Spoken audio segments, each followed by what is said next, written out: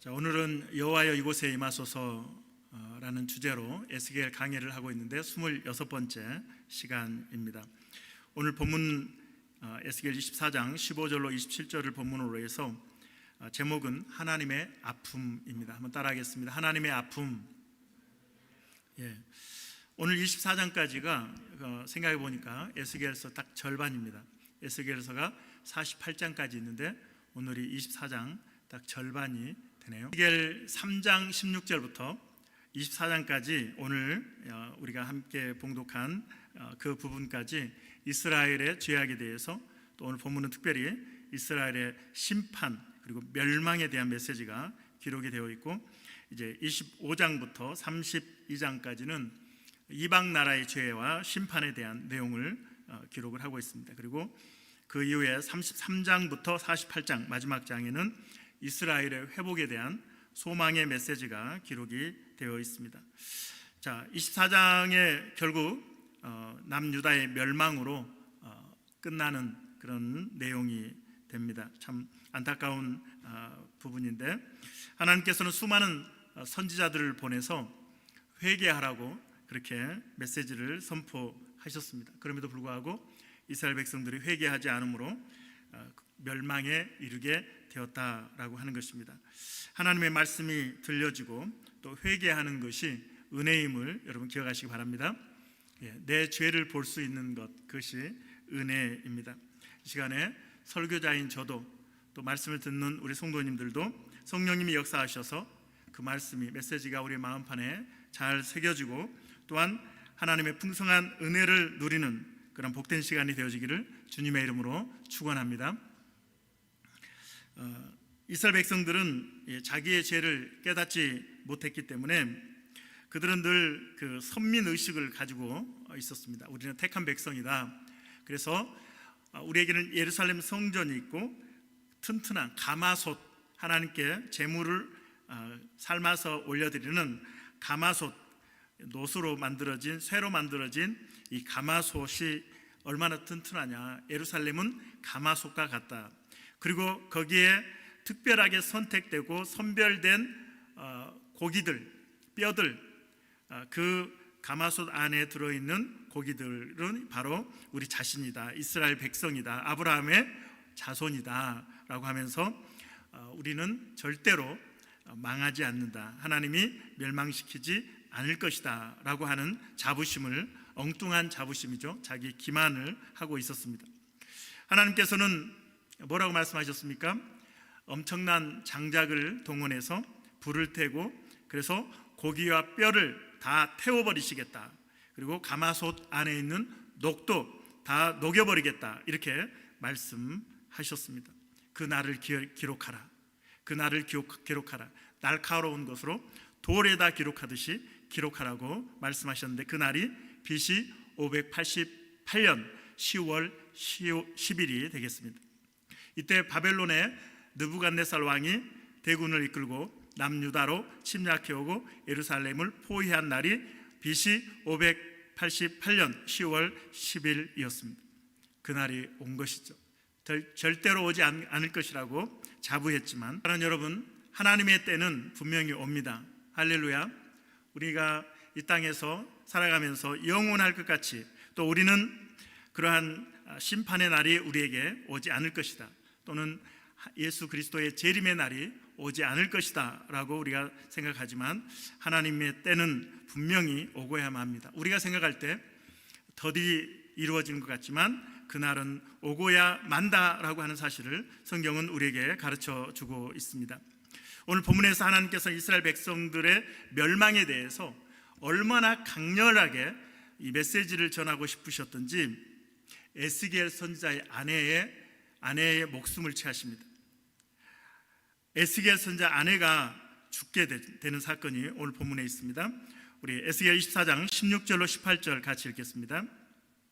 16절. 인자야, 내가 내 눈에 기뻐하는 것을 한번 쳐서 빼앗으리니 너는 슬퍼하거나 울거나 눈물을 흘리거나 하지 말며 죽은 자들을 위하여 슬퍼하지 말고 조용히 탄식하며 수건으로 머리를 동이고 발에 신을 신고 입술을 가리지 말고 사람이 초상집에서 먹는 음식물을 먹지 말라 하신지라. 내가 아침에 백성에게 말하였더니 저녁에 누가 죽었습니까? 내 아내가 죽었으므로 아침에 내가 받은 명령대로 행하매. 에스겔이 아내가 죽는 충격적인 사건이 발생했습니다. 얼마나 큰 충격이고 아픔이겠습니까? 그런데 하나님께서는 에스겔에게 뭐라고 말씀하시냐면 애도하지 말라, 슬픔을 표현하지 말라, 이렇게 말씀하고 있는 것이죠. 이해가 되지 않는 상황들이 발생하고 있고 이해되지 않는 하나님의 말씀, 명령을 하고 있습니다. 에스겔의 이때의 나이가 34입니다. 34. 여러분 다 34이잖아요. 그렇죠? 34. 그렇죠? 여러분만한 나이. 거기에다가 에스겔의 아내는 더 나이가 어렸을 가능성이 있고, 그러면 30대 전후반이었을 수 있는데, 그 젊은 꽃다운 나이에 이 여인이 죽게 된 것이죠. 16절에 뭐라고 말씀하셨습니까? 내 눈에 기뻐하는 것을 한 번 쳐서 빼앗으리니. 내 눈에 기뻐하는 것을. 에스겔이 그 아내를 엄청 사랑했던 것 같아요. 그런데 그 아내를 빼앗아 가겠다 하나님이 말씀하신 것입니다. 당시에 장례가 발생하면 슬픔을 특별하게 표현하는 그런 행위들, 애도하는 행위들이 있었는데 하나님께서는 애도하지 말아라, 슬퍼하지 말아라. 머리에 중동 사람들이 수건을 동이고 있잖아요. 그런데 이제 머리에 수건을 동인 채로, 신발을 신은 채로 입술도 가리지 말라, 이렇게 말씀하고 있습니다. 고대 이스라엘에서 사람이 죽거나 또한 견디기 어려운 고난을 당할 경우에는 머리에 동인 이 수건을 풀고 머리를 풀어 헤치고 신발을 벗고 맨발로 다니며 슬픔을 표현했다고 합니다.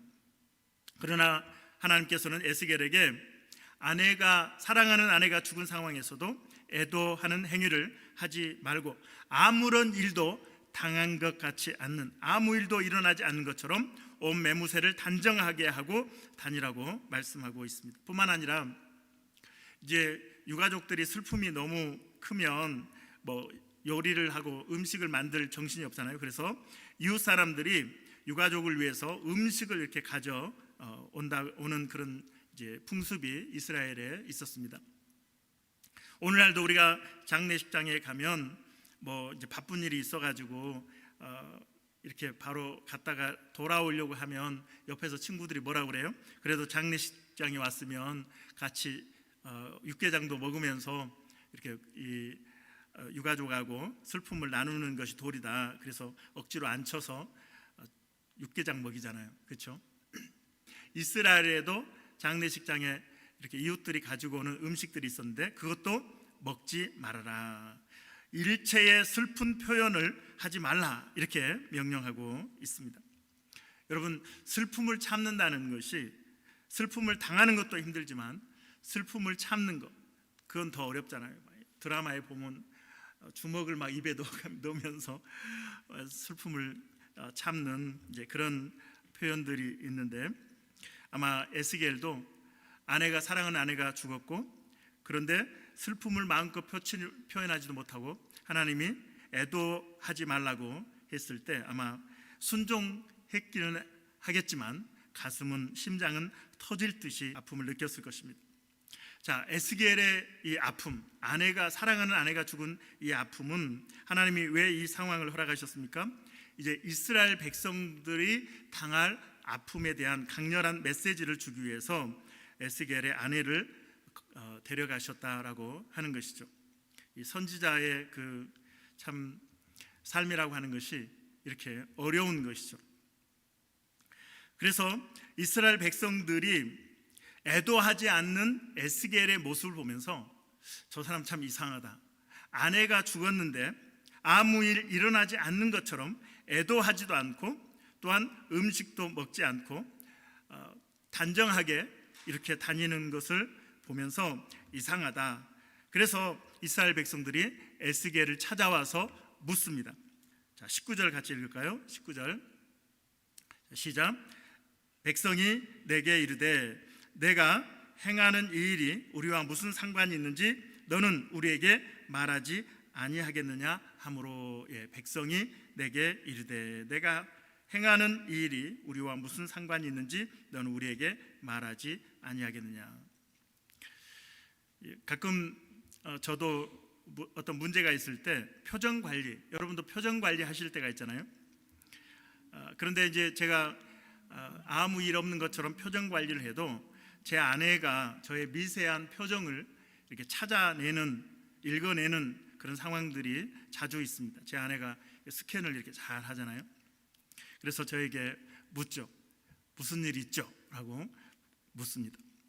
아주 몇 년 전이죠. 이제 비자를 거절당했어요. 제가 비자를 거절당하고 이제 캐나다를 떠나라고 하는 레터를 받았는데 이걸 차마 아내에게 이야기할 수가 없는 거예요. 아이들에게도 밝힐 수가 없고 이 문제를 나 혼자 어떻게 수습해야 되겠다. 이제 그 생각을 한 거예요. 그런데 이 저의 그 표정에서, 행동에서 제 아내가 이상한 점을 발견한 거죠. 제가 봐도 제가 이상했어요. 표현을 안 한다고 하는데도 주여 나를 살려주십시오 하면서 돌아다녔거든요. 그랬더니 제 아내가 저에게 찾아와서 무슨 일 있느냐고 추궁을 했습니다. 그래서 사실을 이야기를 했죠. 엄청 혼났습니다. 왜 그걸 숨기냐고. 자, 누가복음 1장에 보면 세례 요한의 아버지 사가랴가 이제 성전에 들어가서 봉사를 하다가 천사로부터 아들을 낳게 될 것이다. 수태고지를 받게 됩니다. 나이가 이제 부부가 많이 들어서 아이를 포기하고 있는 상태에서 하나님께서 천사를 보내서 사가랴에게 아들을 이제 낳게 될 것이다. 이렇게 이야기를 했는데 그때 사가랴가 말을 하지 못하는 벙어리가 되는, 일시적으로 벙어리가 되는 그런 상태가 되었습니다. 누가복음 1장 21절로 22절 같이 읽겠습니다. 21절 시작. 백성들이 사가랴를 기다리며 그가 성전 안에서 지체함을 어떻게 여겼다고요? 이상히 여기더라. 그가 나와서 그들에게 말을 못하니 백성들이 그가 성전 안에서 무엇을? 환상을 본 줄 알았더라.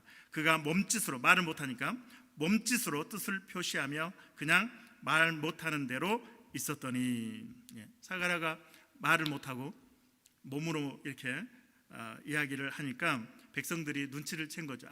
성전 안에서 어떤 환상을 보았구나. 에스겔도 마찬가지입니다. 그 엄청난 슬픔, 아내가 죽는 그런 상황 속에서도 애도하지 않는 이 에스겔의 모습을 보면서 백성들은 분명히 하나님으로부터 아주 중요한 메시지를 받았구나라는 확신을 갖게 되고 에스겔에게 찾아와서 묻습니다. 그러자 그 대답이 21절부터 23절입니다. 에스겔 24장 21절부터 23절 같이 읽습니다. 시작.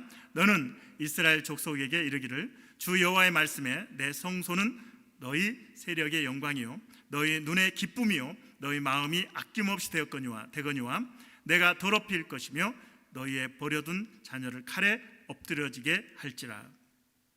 너희가 에스겔이 행한 바와 같이 행하여 입술을 가리지 아니하며 사람의 음식물을 먹지 아니하며 수건으로 머리를 동인 채 발에 신을 씌운 채로 두고 슬퍼하지도 아니하며 울지도 아니하되 죄악 중에 패망하여 피차 바라보고 뭐하리라? 탄식하리라. 에스겔이 아내가 죽었을 때 애도하지 않는 모습 그대로 하나님께서는 이스라엘이 남유다가 멸망한 후에도 백성들이 그 슬픔을 마음껏 표출하지 못하는 상태가 될 것이다 라고 말씀을 하고 있습니다. 이스라엘 백성들에게 있어서 성전은 기쁨이요 영광이요 가장 아끼는 것이 성전이었습니다. 그런데 하나님께서는 내가 그 성전을 더럽힐 것이다. 이방인들의 군합발에 짓밟아 버리겠다. 이렇게 말씀하고 있고 또한 너희 버려둔 자녀를 칼에 엎드려지게 할 것이다. 예루살렘에 남아있는 백성들까지도 모두 죽임을 당하게 될 것이다 라고 말씀하고 있습니다. 자, 이 메시지를 듣는 사람들은 예루살렘 본토에 있는 사람들이 아니라 그발 강가 바벨론의 포로로 잡혀온 사람들이 듣고 있는 메시지 라고 하는 것입니다. 그때까지 포로민들에게 있어서 간절한 마음의 소원은 무엇일까요? 본토가 아직 건장하고 건재하고 그리고 예루살렘 성전이 있고 우리도 곧 본토에 예루살렘으로 돌아가서 하나님 앞에 성전에서 제사를 드리는 소망을 갖고 있었겠죠. 그런데 그러한 소망으로 하루하루를 살고 있었는데 하나님께서는 고국이 멸망하게 될 것이다. 그리고 예루살렘 성전이 더럽혀지게 될 것이다 라고 하는 소식을 전해 준 것이죠. 이스라엘 백성들이 그 소식을 듣고 많은 충격을 받았을 텐데 그래도 설마 했을 것 같아요. 설마 또 하나님이 그냥 선지자들 통해서 그동안 해 오셨듯이 그냥 그렇게 우리에게 말씀하시지 실제로 그런 일이 있겠는가. 자, 요즘은 우리가 인터넷이 발달하고 그래서 모두가 셀폰으로 우크라이나에서 지금 전쟁이 어떻게 일어나고 있는지 또 이란에서 어떤 일이 일어나고 있는지 정확하게는 아니지만 그래도 개인적인 소식통들을 이렇게 전해주는 그런 사람들이 있습니다. 그래서 세계 어느 곳에 있든지 우리는 오늘 지금 일어나는 일을 지금 우리는 생중계로 볼 수 있죠. 그러나 당시에는 그렇지 않습니다. BC 588년 10월 10일에 바벨론이 느부갓네살 왕이 군대를 이끌고 예루살렘을 포위하는 날인데 하나님은 에스겔에게 그 날을 적어라, 기록해라 이렇게 했습니다. 그리고 그날 그의 아내가 죽고 그리고 백성들에게 예루살렘이 멸망할 것이라고 이야기했지만 예루살렘에서 지금 무슨 일이 일어나고 있는지 그발 강가에 있는 사람들은 눈치채지 못하는 거죠. 설마 하면서 몇 년을 지났느냐? 2년을 더 지납니다. 2년. 그렇게 2년이 지난 후 예루살렘에서 겨우 살아서 도망친 예루살렘이 함락되고 멸망하는 2년 후 586년에 BC 586년에 멸망한 그때 도망친 한 사람이 와서 그발 강가의 포로민들에게 예루살렘에서 무슨 일이 일어났는지 비로소 전해주게 됩니다. 에스겔 24장 26절로 27절입니다. 26절 곧 그날에 누가 도피한 자가 내게 나와서 내 귀에 그 일을 들려주지 아니하겠느냐. 그날에 내 입이 열려서 도피한 자에게 말하고 다시는 잠잠하지 아니하리라. 이같이 너는 그들에게 표징이 되고 그들은 내가 여호와인 줄 알리라. 간신히 남유다가 함락되고 예루살렘이 성전이 불타고 멸망할 때 도망친 사람이 소식을 전해줍니다. 겨우 살아서 목숨을 건진 사람이 그발 강가 포로민들에게 찾아와서 나라가 망했습니다. 예루살렘 성전이 불탔습니다 라고 전해주고 있는 거죠. BC 588년 10월 10일로부터 2년 정도가 흐른 다음에 도망친 사람에 의해서 인편으로 그 소식이 전해졌고 그러면 바벨론 왕 느부갓네살이 예루살렘에 처음으로 침략한 날이 언제야? 그때요? 한 2년쯤 전인 것 같은데요. BC 588년 10월 10일인데 10월 10일이라고? 2년 전에 에스겔도 그렇게 분명히 이야기했어. 여호와께서 그 날을 기록하라고. 그래서 하나님이 에스겔을 통해서 주신 말씀이 2년 후에 도망친 사람의 증언을 통해서 확증되는 것이죠. 하나님이 헛소리 하신 것이 아니고 분명한 심판의 메시지를 그날 주셨고 드디어 그 말이 성취되었구나. 아닐 거야 라고 생각하면서 2년이라는 세월을 보냈는데 결국은 예루살렘 함락 소식을 듣게 된 것입니다. 멸망해 버린 고국에 대한 이 생각이 이것이 그 포로민들에게 얼마나 큰 충격이었고 아픔이었겠습니까? 그런데 그들이 살고 있는 곳은 바벨론이었습니다. 바벨론이 어떤 나라예요? 자기 나라를 남유다를 멸망시킨 나라예요. 자기들이 지금 어디 살고 있어요? 바벨론에 살고 있어요. 그러니 나라를 잃어버리고 그 사랑하고 영광스럽게 생각했던 예루살렘 성전이 불타버린 그 현실 속에서 마음껏 슬퍼할 수 없었던 거죠. 적의 나라에서 고국의 멸망 소식을 들었지만 에스겔이 아내가 죽었을 때 슬퍼하지 말라고 했던, 애도하지 못하게 했던 그 모습처럼 그들은 예루살렘이 불타버리고 남유다가 멸망했지만 그들은 적의 나라에서 살고 있었기에 마음껏 슬퍼할 수 없었다라고 하는 것입니다. 그러면서 그들이 분명하게 깨달은 것은 무엇인가? 하나님의 말씀은 분명하게 이루어지는구나. 할렐루야. 하나님의 말씀은 분명하게 이루어지는구나.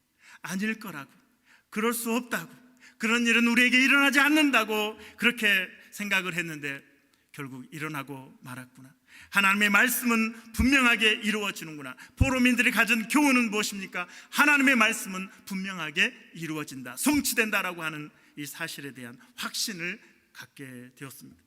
그래서 이제 그들은 앞으로의 삶의 방향을 결정할 때 하나님이 말씀하신 그 말씀대로 그 땅에서 결혼도 하고 자식을 낳으면서 하나님이 다시 우리를 고국으로 돌려보내실 때까지 이제 그 이방 땅에서 살아가는 것, 그 순종을 하고 있는 것이죠. 그러면서 그들은 50년이라는 세월을 이방 땅에서 살게 됩니다. 1차 포로 기간부터는 70년이지만 마지막 멸망하면서부터는 50년입니다. 50년 동안 바벨론에서 포로 생활을 하게 되는데, 우리가 요즘 큐티하는 성경이 어디입니까? 에스라는 어떤 내용입니까? 에스라서는 포로에서 귀화하는 내용입니다. 50년이 지나서 남유다가 멸망한 이후에 50년이 지난 다음에 에스라서를 통해서 이제 포로들이 귀환한 모습을 우리에게 보여줍니다. 저는 제가 지난번 목요 기도회에도 우리 성도들에게 말씀드렸는데, 성경을 통독하거나 큐티를 하거나 새벽 기도를 하거나 목요 기도회 본문 지금 히브리서를 하고 있고 또 주일날은 에스겔서를 하고 있는데, 이것이 날실과 시실처럼 서로 교차하면서 하나님의 놀라운 세계 경영의 역사를 천을 만들듯이 만들어지는 그것을 제가 느끼면서, 정말 하나님의 신실하심. 제가 큐티 본문을 결정하는 건 아니잖아요. 그렇죠? 한국에서 책을 만들어서 보내주는 것이고, 히브리서를 강의하면서 또 야고보서 끝났으니까 또 히브리서 하고 있고 에스겔 계속 진행하고 있고, 이런 과정들을 거치면서 우리가 지금 에스겔서를 통해서 포로민의 상황을 우리가 살펴보고 있는데, 남유다의 멸망에 대한 이야기를 우리가 보고 있는데, 하나님께서는 또한 에스라서를 통해서 포로들이 귀환하는 것을 우리에게 보여주시면서 하나님의 말씀들이 이렇게 저렇게 이루어져 가는 것을 우리에게 말씀하신다라고 하는 것을 제가 경험하면서, 신실하신 하나님, 할렐루야, 우리 사랑의 교회와 저와 여러분에게 말씀하시는 하나님을 저는 깨닫게 됩니다. 여러분도 말씀에 붙잡혀 살아가는 우리 성도들이 되어서 하나님이 말씀을 통해서 여러분을 이끌어 가시는 것을 경험할 수 있기를 주님의 이름으로 축원합니다.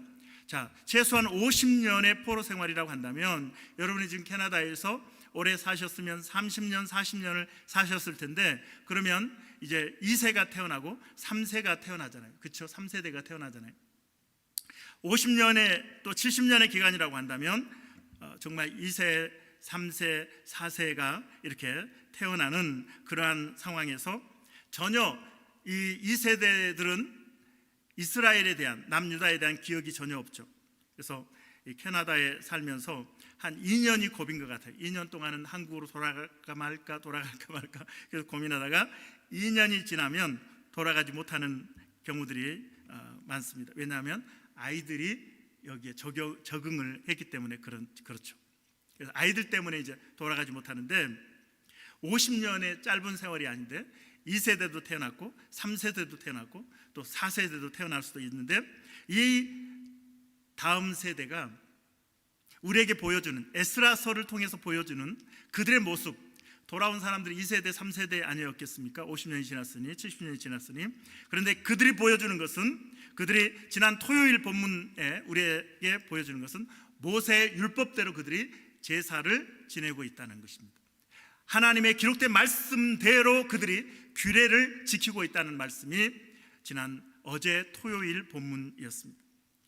2세대들도 3세대들도 남유다의 나라가 망한 이후에 포로 생활을 하는, 부모들이 포로 생활하는 가운데 태어났고 예루살렘 성전을 한 번도 보지 못했던 그러한 다음 세대였지만, 그들이 돌아올 때에는 하나님의 말씀을 가지고 돌아왔다는 거예요. 그리고 그들의 삶의 기준을 모세의 말씀대로, 모세가 기록한 말씀대로 그들이 제사를 드렸을 뿐만 아니라 기록된 말씀대로 그들이 규례대로 행했다, 절기를 지켰다라고 하는 것입니다. 어떻게 이런 결과가 이루어졌다고요? 나라가 망하면서, 그리고 그 망한 그 남유다에서 겨우 간신히 도망쳐서 포로민들에게 찾아온 사람들이 전해준 메시지는 하나님이 우리나라를 심판하셨습니다. 그 시작은 BC 588년 10월 10일, 우리만 알고 있는, 에스겔에게 알려준, 포로민만 알고 있는 그 날짜를 도망친 그 사람이 BC 588년 10월 10일입니다. 정확하게 일치하는 것을 통해서 하나님의 말씀은 이루어진다. 그러면 우리가 앞으로 하나님의 말씀을 붙잡고 살아야 되겠다. 그래서 2세대들에게도 또 3세대들에게도 4세대들에게도 너희는 꼭 말씀을 붙잡고 살아라. 그래서 에스라서를 통해서 우리에게 보여주는 것은 그들이 하나님의 말씀을 붙잡고 돌아왔고, 말씀을 붙잡고 제사를 드리고 절기를 지켰다라고 하는 것을 우리에게 보여주고 있습니다. 사랑하는 성도 여러분, 여러분에게 주신 말씀이 있습니까? 그 말씀을 꼭 붙잡고 살아가는 우리 성도들이 되어지기를 주님의 이름으로 축원합니다. 제가 50년, 70년 이렇게 말씀드렸는데 이게 긴 세월이긴 하잖아요, 그렇죠? 그런데 하나님은 430년의 노예 생활에서도 이스라엘을 구원해 내셨더라고요. 할렐루야. 아브라함에게 약속하셨던 그 후손들을 애굽에서 끌어내겠다고 하신 약속을 430년이라고 하는 그 기간이 지났음에도 불구하고 하나님은 잃어버리지 않고 이스라엘 백성들을 출애굽시키셨다는 거예요. 할렐루야. 그렇다면 우리가 기다리는 하나님 예수 그리스도의 재림은 언젠가는 분명히 이루어진다는 것을 여러분 기억하시기를 바랍니다. 우리의 인생의 종말도 있고 이 땅의 세상의 종말도 분명히 온다라고 하는 것입니다. 이제 말씀을 마무리하도록 하겠습니다. 에스겔도 이스라엘 백성들도 가장 소중한 것을 잃은 아픔, 사랑하는 사람을 잃은 아픔, 고통을 느꼈습니다. 에스겔의 아픔도 우리가 살펴보았고 이스라엘 백성들의 아픔도 우리가 생각해 보았습니다. 하지만 우리가 여기서 놓쳐서는 안 되는 또 한 분의 아픔이 있습니다. 그것은 바로 하나님의 아픔입니다. 하나님의 아픔. 우리는 하나님께 이렇게 항변할 수 있습니다. 하나님, 어떻게 에스겔의 그 아내, 꽃다운 나이의 그 아내를 죽일 수 있습니까? 데려갈 수 있습니까? 어떻게 거룩한 성전, 하나님께 제사 드리는 성전에 이방인의 군합발에 짓밟히게 하시고 불로 태워버릴 수 있습니까? 당신의 백성이라고 하는 선민들의 소망을 그렇게 무참하게, 무정하게 꺾어버리실 수 있느냐고 우리는 항변할 수 있습니다. 마치 우리가 아이들 혼낼 때 있잖아요. 특히 사춘기 아이들 막 반항을 하면서 엄마 아빠가 이렇게 아이들을 혼내면 아이들은 부모를 원망하죠. 그치? 우리 엄마 왜 그래? 우리 친엄마 아닌가 봐. 뭐 이렇게 생각을 하죠. 하지만 우리가 여기 계신 어르신들은 다 알잖아요. 부모만큼 자식을 사랑하는 사람은 없다.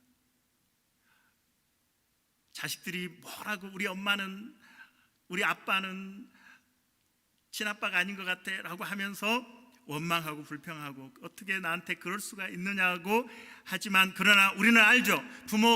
부모만큼 자식을 사랑하는 존재는 없습니다. 동의하십니까? 그렇죠. 우리는 하나님의 사랑을 마찬가지로 의심해서는 안 될 것입니다. 우리는 에스겔 편에서, 그 아내 편에서, 일찍 꽃다운 나이에 죽임을 당한 아내 편에서 하나님 앞에 대항하면서 하나님이 이럴 수가 있습니까? 라고 우리가 에스겔을 걱정하는 것, 에스겔의 아내를 걱정하고 그들을 위하는 것 같이 그 편에 우리가 서서 항변할지 모르지만,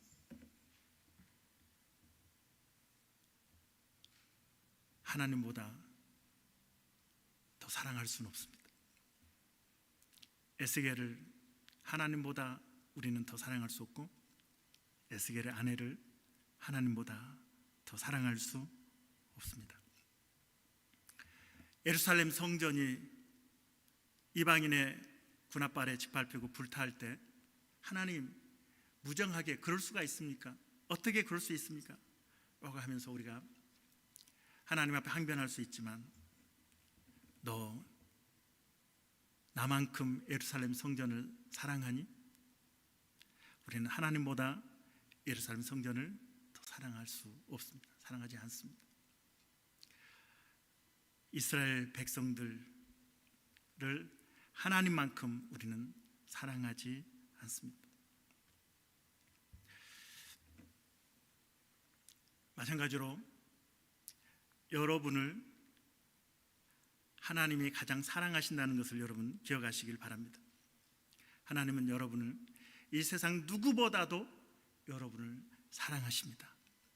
그래서 하나님이 우리를 채찍질 하실 때 하나님의 그 공의의 하나님의 손에 들린 채찍만 바라보고 원망과 불평하는 것이 아니라 하나님의 눈을 바라보았으면 좋겠어요. 피눈물 흘리시는 하나님의 눈, 그리고 여러분을 채찍질하면서 너무나 가슴이 아파 심장이 터질 것 같은 아파하시는 우리 하나님의 마음을 여러분이 볼 수 있었으면 좋겠습니다. 우리를 사랑하시기에 잘못한 것에 대해서 채찍질 하시지만, 그러나 하나님은 우리를 너무 사랑하시기 때문에 심장이 찢어지고 눈에서는 한없이 눈물을 흘리시는 것입니다. 하나님의 아픔을 볼 수 있는 우리가 되었으면 좋겠습니다. 우리 영상 하나 보고 설교 마무리하겠습니다. 찾았대. 애순아.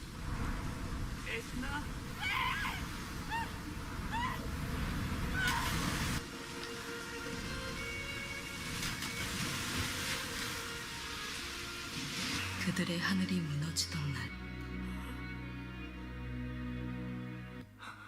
처음으로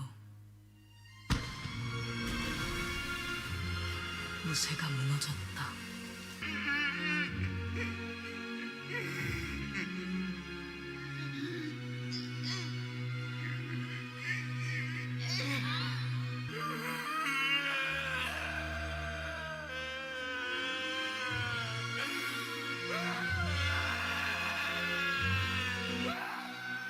아비의 울음이 파도를 덮었다.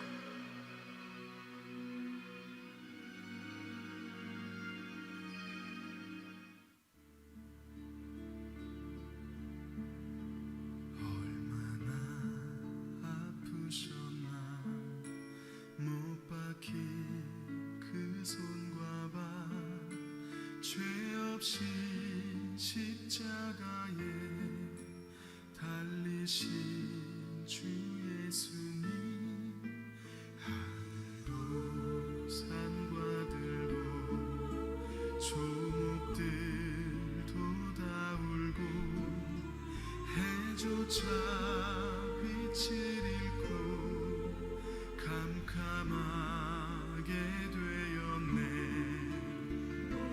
놀라운 사랑, 그 시도 그 납도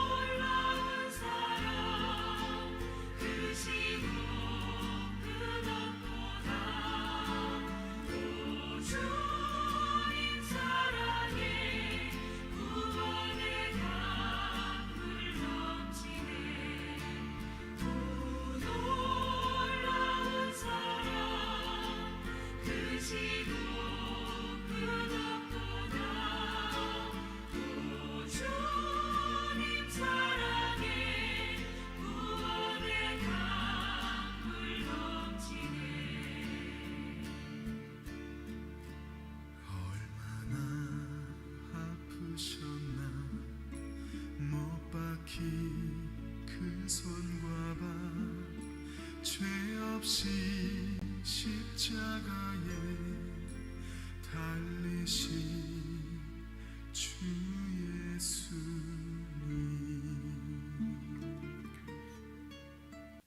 존스턴 목사님이 대신이라고 하는 단어를 instead of를 통해서 사람과 하나님을 이렇게 잘 정리를 했습니다. 인간은 하나님을 대신하여 죄를 지었다. 하나님을 대신하는 역할, 재판장의 역할을 했다는 거예요. 인간이 하나님의 자리를 차지해서 죄를 지은 것. 그러나 하나님은 인간을 대신해서 형벌을 받으셨다. 이것이 인간의 모습이고 하나님의 모습이라고 이렇게 정리를 존 스타우트 목사님이 해놓은 것을 보았습니다.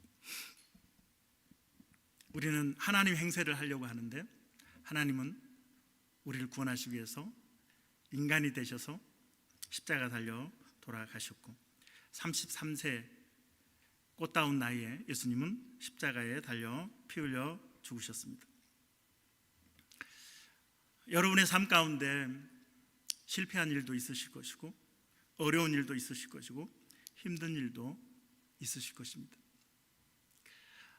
그때마다 너무 힘들고 아파서 하나님 앞에 원망도 불평도 하실 텐데 하나님이 여러분보다 더 아파하신다는 것을, 여러분으로 인해서 더 아파하신다는 것을 기억하셨으면 좋겠습니다. 한 아이가 성장하기 위해서 그 부모가 흘려야 했던 그 눈물이 얼마나 많겠어요. 그런데 하나님이 당신의 자녀들을, 여러분 한 사람 한 사람을 양육하는데 흘리셔야 했던 하나님의 눈물이 얼마나 많겠습니까? 여러분을 살리기 위해서 아픔을 견디고 계시고, 그래서 오직 탄식만 하고 계시는 우리 하나님, 저는 아픔이라고 쓰고 사랑이라고 읽겠습니다. 하나님은 여러분을 사랑하십니다. 우리 시간에 찬양 드릴까요?